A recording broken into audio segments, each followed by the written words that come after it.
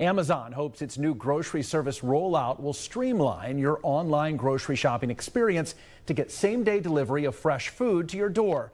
The online retail giant is targeting more than 1,000 cities in the effort.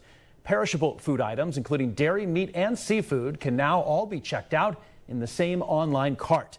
The new service comes at a time when small family-owned grocers, though, are getting squeezed by rising costs, falling wages, and some stiff competition.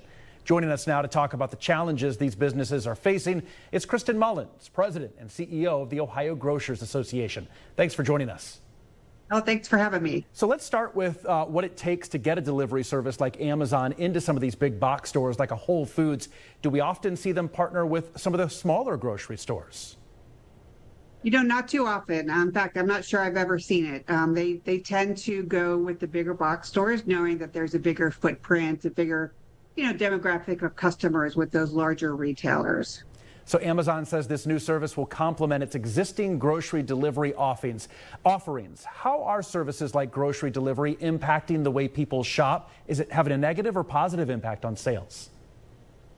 Well, it depends who you ask, right? Since the pandemic, it's become natural for people to order their groceries and have them either picked up at curbside or delivered.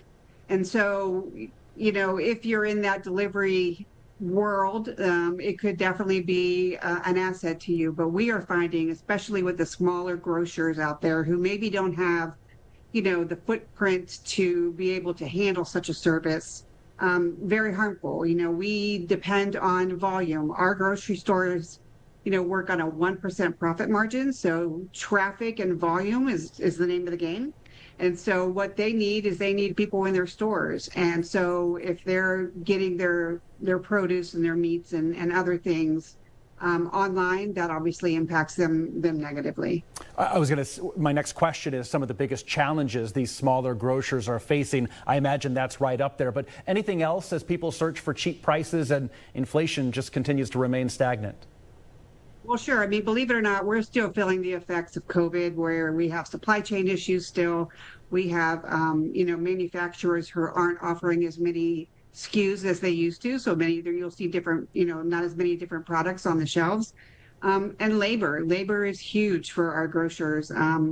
People are expecting higher wages, and it's easier for people these days. And this younger generation has a mindset where they just go from job to job. And so it's difficult sometimes, especially for that smaller grocer, to be as competitive and to eat more of the costs than those larger retailers. So Amazon plans to expand their service to 2,300 cities by the end of the year. What will you be watching for on their initial rollout to see how it might impact stores across Ohio? Yeah, I mean, obviously, like, the name of the game for our smaller grocers is customer service. And so we'll be looking to see, what does that produce look like when it arrives at their doorstep, and have they been able to master the ability to provide that? I mean, nothing beats you going to the grocery store, picking out your own products. I mean, there's no substitute for that. The next best the next best thing is, of course, curbside pickup then. So we encourage those of the customers out there that maybe aren't so satisfied once they give Amazon a try, is to remember that grocer that's been there with them forever, because we're still going to be there and we're going to provide them their fresh meats and produce for whenever they need it. Absolutely. They're part of the community, just like all of us. Kristen Mullins, thank you so much. We appreciate it. Thank you.